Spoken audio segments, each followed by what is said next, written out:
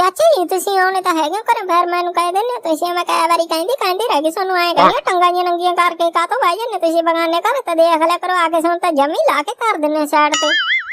ਉਹ ਪੁੱਤ ਕਾਹਨੂੰ ਕੀ ਦੱਸਾਂ, ਦੱਦਾਂ ਹੋ ਰਹੀਆਂ ਨੇ, ਬੈਠਾ ਨਹੀਂ ਜਾਂਦਾ ਪੁੱਤ। ਮੈਂ ਤਾਂ ਹੀ ਕਹਿੰਦਾ ਸੀ ਵੀ ਇਹਨੂੰ ਸੁੱਖੇ ਨੂੰ ਵੀ ਕਿਸੇ ਡਾਕਟਰ ਨੂੰ ਪੁੱਛ ਲਾ ਪੁੱਤ, ਹੋ ਤੇਰੀ ਜਾਣ ਪਛਾਣ ਵਾਲਾ ਕਿਸੇ ਤੋਂ ਦਵਾਈ ਦੀ ਦਵਾ ਲਿਆ। ਮੈਂ ਕਿਹਾ ਸੀਗਾ ਇਹਨੂੰ, ਮੈਂ ਪੁੱਤ ਪਹਿਲਾਂ ਵੀ ਇਹਨੂੰ ਕਈ ਵਾਰੀ ਕਹਤਾ ਵੀ ਮੇਰਾ ਹੱਲ ਕਰ ਦੇ ਪੁੱਤ।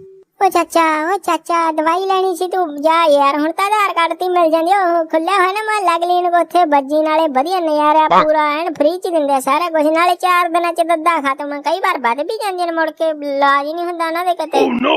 ਲੈ ਚਾਚੇ ਨੂੰ ਕਾਹਨੂੰ ਗਲਤ ਰਹਿ ਦੇਈ ਜਾਂਦੇ ਜੀ ਤੁਸੀਂ। ਪਹਿਲਾਂ ਮੈਂ ਵੀ ਲਈ ਸੀ ਇੱਕ ਵਾਰੀ ਦਵਾਈ, ਉਹਦੇ ਨਾਲ ਤਾਂ ਵੱਧਦਾ ਹੀ ਵਾਲਾ ਵੱਧਦਾ, ਪਤਾ ਨਹੀਂ ਇੱਕੋ ਹੀ ਦਵਾਈ ਜੀ ਦੇਈ ਜਾਂਦੇ ਨੇ, ਇੱਕੋ ਹੀ ਸਾਰਿਆਂ ਨੂੰ ਦੇਈ ਜਾਂਦੇ ਨੇ। ਉਹੀ ਬੁਖਾਰ ਵਾਲੇ ਨੂੰ, ਉਹੀ ਟੱਟੀਆਂ ਵਾਲੇ ਨੂੰ, ਸਾਰੇ ਪੁੱਛੋ ਨਾ ਜੀ, ਇੱਕੋ ਹੀ ਦਵਾਈ ਦੇਈ ਜਾਂਦੇ ਆ। ਤਾਂ ਲੈ ਪੁੱਤ ਦੱਸ ਤਾਂ ਜਮੋ ਤੂੰ ਇਹਦਾ ਕੀ ਸੀ, ਮੈਨੂੰ ਮਰਵਾ ਦਿੰਦਾ ਜਮੀ। ਮੇਰੇ ਤਾਂ ਕੋਈ ਸਾਂਭਣ ਵਾਲਾ ਵੀ ਨਹੀਂ ਸੀ ਪੁੱਤ, ਮੇਰਾ ਤਾਂ ਬੁਰਾ ਹਾਲ ਹੋ ਜਾਣਾ ਸੀ।